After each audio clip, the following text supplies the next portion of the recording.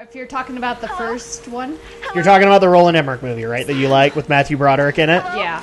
Sam, it's Laura. Oh God, Laura. It's good to hear your voice. Yours too, Sam. Is the rest of the crew with you? No, I just managed to steal this radio off a guard. A guard? I've been kidnapped.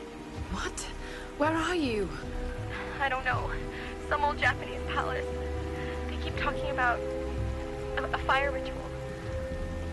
Laura, I'm fucking terrified. Shit, someone's coming. I've got to hide this thing. Sam? Sam! A fire ritual. Like the mural in Himiko's tomb. Okay, so what I was trying to point out... Oh, hold on. Are you there? I'm heading towards the palace. The others may help there too. I'll catch up to you and we can go in together. Okay, so what I was trying to point out before is... So you're talking about the Roland Emmerich movie, right? Yes. Okay, that is, according to Toho, the people who make Godzilla, that is no longer Godzilla. His name is Zilla. Well, are we talking about the movie with where they find all the eggs and they? Yes, that's Zilla. Godzilla is like when you would see old toys and stuff like that. The current movie actually is pretty close to his original design. Well, I kind of figure that. So you're trying to decide which one you like better? Well, the design, I suppose. I always go to the classic design. I like it. What were those things in the Laura. monastery? They were dressed like the storm guard. Why are you Sounds talking to they made yourself? Almost inhuman. Shit, just listen to yourself, Laura. You sound like Dad. It's like they're the remnants of some lost civilization. Okay, not my really. I love this whole comparison to her All I know dad. is they killed those men, and I have a feeling they wouldn't hesitate to kill me too. But I can't think of Like, she can't become her I'm in dad. trouble, and I've got to get her back. She's counting on me. Now, okay, I know very little about Tomb Raider lore, and if somebody wants to answer me on this, she is resenting her dad. She's calling her dad kind of a crackpot. And I'm just giggling at this whole prospect, but, I mean, seriously. You know, this just sounds like Indiana Jones. If you're seeing it in front of your face, how can you deny it at that point? Let's see, what do we have to upgrade here? Let's see, increase damage, improve firing rate, reduces weapon kick. Let's do this one. Yeah, but I didn't mind the latest Godzilla look. Although he looks like a big giant rock version of. In the night shots, yeah, he does. But like, you can't see his eyes or anything like that. I did really like how he could breathe fire. Yes, this is one of the major traits that Roland Emmerich did not do, and part of that was because he only got the rights to the name Godzilla. He did not get the rights to the character. So at that point, that's one of the biggest beefs that Roland Emmerich gets. Plus, on top of that Zilla was killed by freaking missiles. When they've proven in previous Godzilla movies, the missiles don't do crap against him. So, But overall, I'm sorry, my geek is showing. My apologies. It was a pretty good movie, although I'm surprised how much of the humans were involved in this story. Yeah, and in most times, like, humans are involved, but they're not involved to such an extent. So that was a little shocking to me. In fact, in all honesty, I mean, if it just had been Godzilla as a villain, then I would have had no problem with a human cast. But since there were other monsters, I just want to see the monsters fight. You know, that's my viewpoint on it. People can have their own viewpoints. I don't care. I'm not gonna get anything right now because there's not a whole lot to get. I want to do a lot of upgrades to the shotgun, but I don't have enough yet. And as for Spider-Man, since I went to go see that with my Peter dad, Parker syndrome! Peter Parker syndrome! I'm sorry. Go ahead. Since I went to go see that for a birthday present. Sorry, I'm going Metal Gear. Ceremony drunk. Father Matthias will cut your throat. I can hold my liquor as long as you hold your tongue. I heard they picked up some women in the roundup.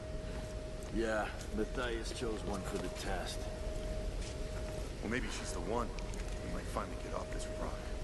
Don't get excited. It always ends the same way. Some poor girl burns. Headshot. Shit! I need help! I really did like the action, how they did in Spider-Man 2, or The Amazing Spider-Man. Use the other one. That's okay, because if you get into all the other subtitles, this will get confusing. Seriously, you have never read comics, son, but you do not know how many titles Spider-Man has had over the years. Oh, I believe a lot. But anyway, go ahead, sorry. I can't decide on which Green Goblin I liked better, if on this new version, or the newer one, or the other one from the other Spider-Man. Old one, because at least they knew what they were going for. I don't think this current Green Goblin knew what they were going with. True. I mean, he looked creepier than the other one, but I did like the mask in the other one. He didn't... okay, we're going to have to disagree on this one. He didn't look creepy to me. He just looked freaking silly. Okay, so maybe he looks silly, but I think it's just creepy in the sense that his teeth grew. To me. Okay, what did you think of Jamie Foxx or Electro? Oh god, that was close. Are you there? I'm here, Sam. Are you okay? What do they want with me, Laura? A fire ritual? This is so fucked up. Listen, I'm coming to get you. I'm going to get you out of there. Please, please help me, Laura. I promise. I promise, Sam. Hey, she just... Oh no! Sam? No! Sam! Help me, Stay please! away from her, you bastard! Stay away! No!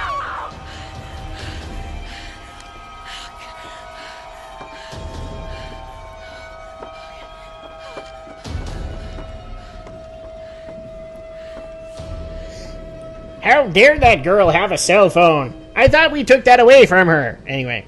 So, I thought Electro was an interesting character.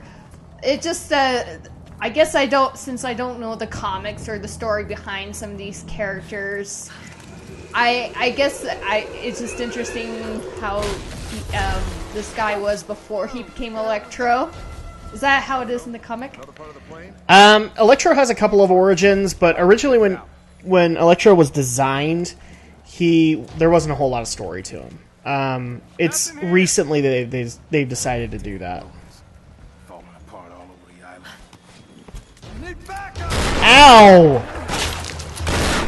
I should be ashamed of myself. Now this, boys and girls, is my boomstick.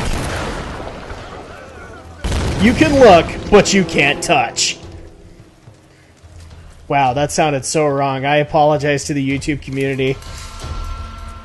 My apologies. Anyway, I'm sorry, back to Girl on Blue Fire mode. Or Blur Girl on Fire. I just always thought of him as kind of strange in a way that he just seems so obsessed with Stay alert. We'll check it out. so many things. Come on, something's up. Especially, with him, it's his birthday and he's like a big fan of Spider-Man. Yes, how he's supposed to basically be kind of a stalker mentality. Where if you give him that attention, then he's obsessed with you, kind of thing. That is the strangest thing, that after when he finally became thinking, well, this is who I am now, sort of thing, and became... I'll actually admit that one of the things I did like about Electro was using the music to kind of establish what he was thinking and put you in his head. Where, like, during that whole scene where they're out on Times Square and he's just barely turned into Electro, and so they do this kind of subtle, they must hate me, they must want to kill me, they must want to... That was kind of interesting. I thought that was a really good audio design choice, but yeah, I have a lot of major problems with the film, and I pointed that out to people, but it really is just because of freaking Peter Parker syndrome. I am so sick and tired of that problem in the movies, in the comics. It's become silly to a point where I'm just like, you know what? If Marvel can't decide on how Peter Parker works, or if Peter Parker will ever grow up because he's a Toys R Us kid, then don't do anything with him. I know that comic's gonna hit 1,000 at some point, but don't do anything with them until you know what you're gonna do. Because I'd rather have number 1,000 come on a high note than for you to kind of just sit there and flounder on whether or not you can do it with Peter Parker. Yeah, but in the comics, No way around. I've got to cross. did they decide on who exactly was the original Green Goblin? Because didn't it sound like it was Norman who was the Green Goblin and Harry was the Hobgoblin? Yes, Norman usually is, but usually the Hobgoblin is actually kind of his own character. Harry will inherit at some point the Green Goblin-esque legacy. In this movie, they basically say no, he's the first Green Goblin, and that's how it works. Yeah, okay. There we go. Like Donkey Kong, we gotta let the barrels loose. Well, I'm sorry, but to me, when I looked at Harry Osborn, the person who plays him, he kind of reminded me of Leonardo DiCaprio. Why did we have to bring him into this discussion? Why did we have to bring him? At first, I thought it looked like him, but I'm like, no, that's not even the same person. But maybe the style of his hair. Yeah, I can see why you came up with that.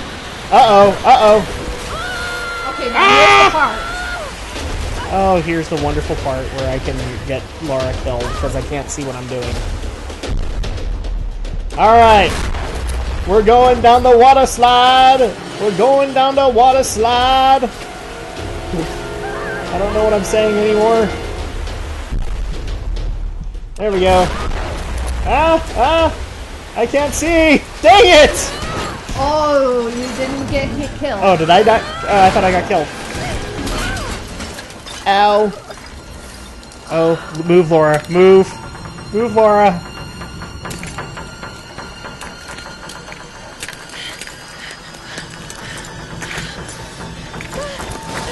Yes, grab the parachute. No! Of course I'm going to let loose the chute. And it busted! It busted! Laura's having a bad day. Well, then you can explain to me what was the whole thing about Norman Osborn getting killed with the disease he supposedly had. That's the movie's new twist. I've never heard of Norman ever having this weird retrovirus or whatever. That's the movie's plot. I just couldn't understand that, and then Harry... That's one of the things why I think they shouldn't have done this plot, because I don't think they know either.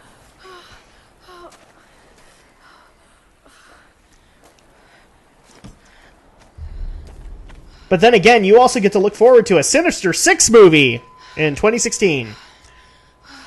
So Villain Fest 2014 will become Villain Fest 2016. Although what surprised me in this movie was that Gwen ends up getting killed. And that's shows that you've never read a Spider-Man comic. Well, Because- that's when I found out. Because Peter Parker syndrome. He can't have whatever he wants. Otherwise, he's not an interesting character anymore. Right, Joe Quesada? Okay, so now we are in the Shanta town. Might be some supplies on board. Oh, okay, so we're gonna go over to the helicopter in the Shanta town area.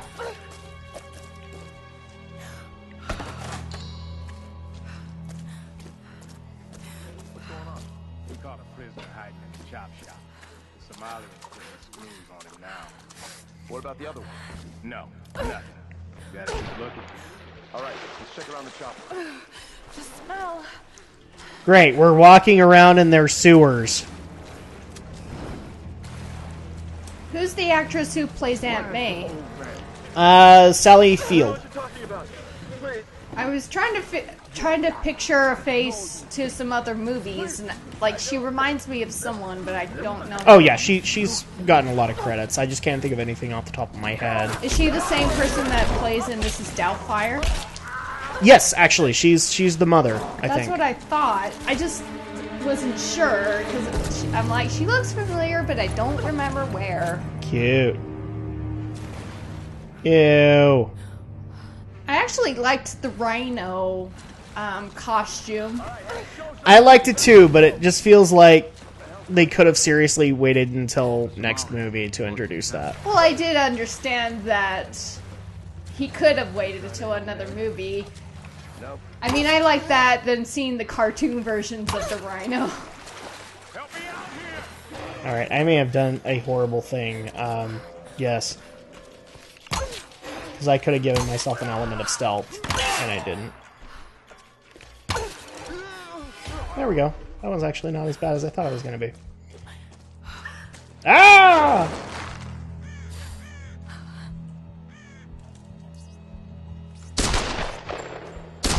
Yes, let's fire 2 bullets. That won't give away our position. And then, what was that one guy with the hat at the end of the movie that was talking to Harry? Guy with the hat. That's in the shadows.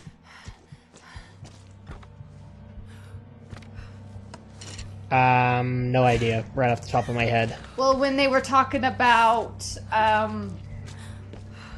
supposedly, talking about who they were going to test the mechanical rhino suit. Oh, I think that was just because he was getting... They were basically baiting things up for Sinister Six. Was he a member of one of them? No, I think he's just someone who works for Osborn or has the same agenda as Osborn. Okay, because me and my dad were trying to figure out who that guy was. This is how much I actually remember from it. I mean, the movie pissed me off. So, it's setting things up to do Sinister Six for Amazing Spider-Man 3. And I'm telling you, that's not a good idea, people, because if they have enough trouble telling 3 villain stories without just, giving a big FU to one of them, how are they going to do it with 6? Yeah, I guess that's true. Plus Peter Parker's problems. I mean, oh, Jiminy Christmas. Why even cast a main female lead at all? Because in a Spider-Man comic, sorry, they're going to die at some point, or they're going to leave Peter. Because heaven forbid you can't have one of them get married to him. Because married people can't have good stories, right, Joe Quesada? I guess I would have to see it again just because I was trying to figure out what the whole deal was with Peter's dad wanting to hide or something to do with the spiders. It was that he found out what Norman was trying to do. Oh, really? He was trying to cure himself as well as trying to create kind of a super soldier program out of it. Because Oscorp, forever is a bad guy because, they want to create weapons.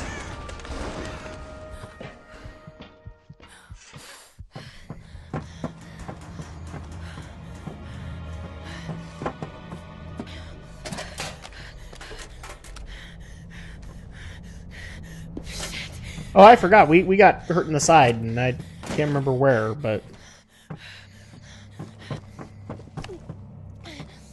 Oh yeah, isn't this where she does her own treatment there?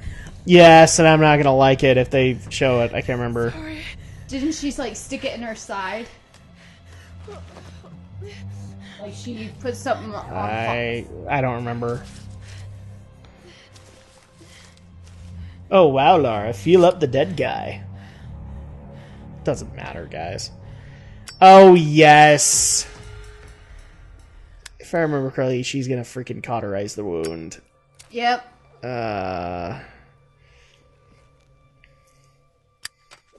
Because we have to have these moments in games. Ugh.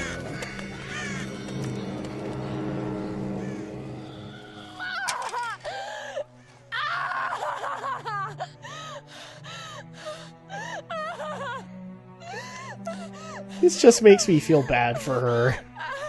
This day sucks. This day sucks for Laura. I know we keep on saying that, guys, but this is one of those moments where, Yes, I would play the music. You had a bad day. Because she's having a bad day.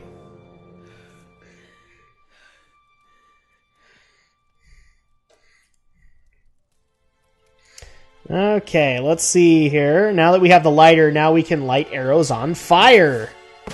Fire! Oh, wait. Andrea's probably not going to know a Beavis and Butthead reference. No, I don't watch too much Beavis and Butthead. That's okay. Nobody really did. Roth, can you hear me? Roth? Lara, are you okay? I'm fine. You don't sound fine to me. I'm fine, Roth. Where are you, girl? I'm in some kind of shanty town near the fortified palace. I'm still coming down the hill. How did you get there so fast? Long story. I can see the town from here. Are you near that large gate? I'm heading towards it. It's the outsider. Oh, There! Nice work, Lara. You could learn a thing or two from Solid Snake.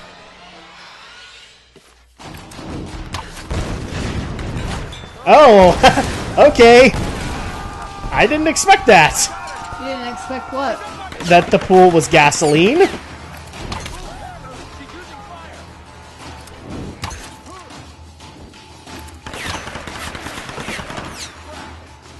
There we go. Light you on fire again. So overall, you didn't hate the movie. You thought it was okay. I thought it was pretty okay since, like I said, I haven't seen I haven't read the comics. Okay. Boom! I like making things go boom.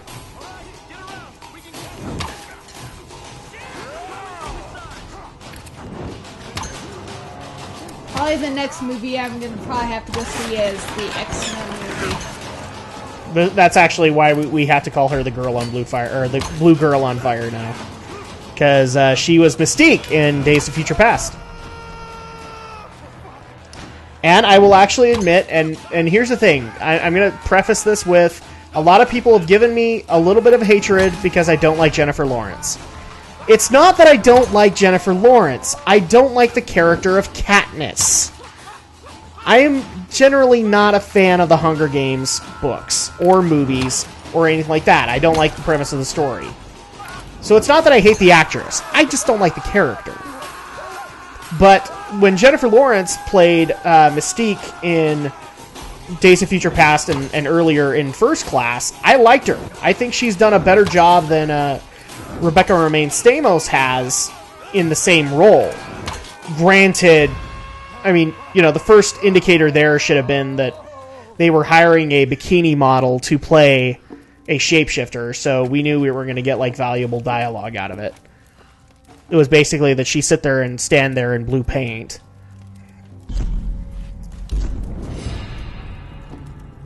Okay, she's not going to talk, so I'm going to talk more. So yeah, overall, I like Days of Future Past. I think you'll like it too.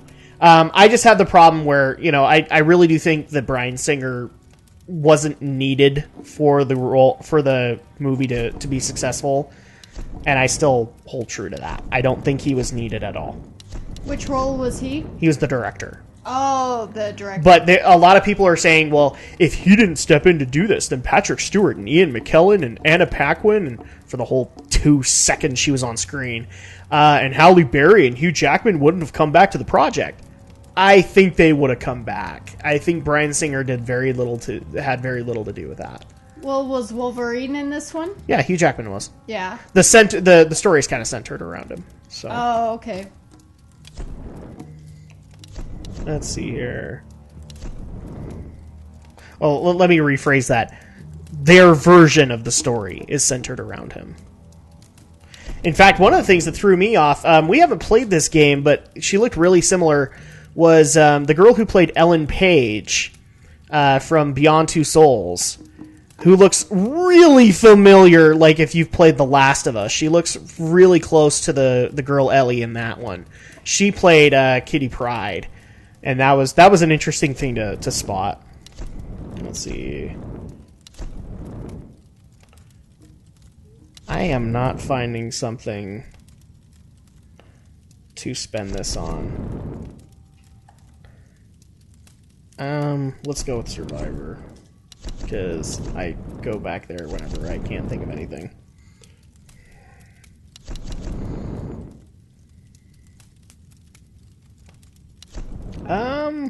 Yeah, let's go with this one. Resisting falling damage.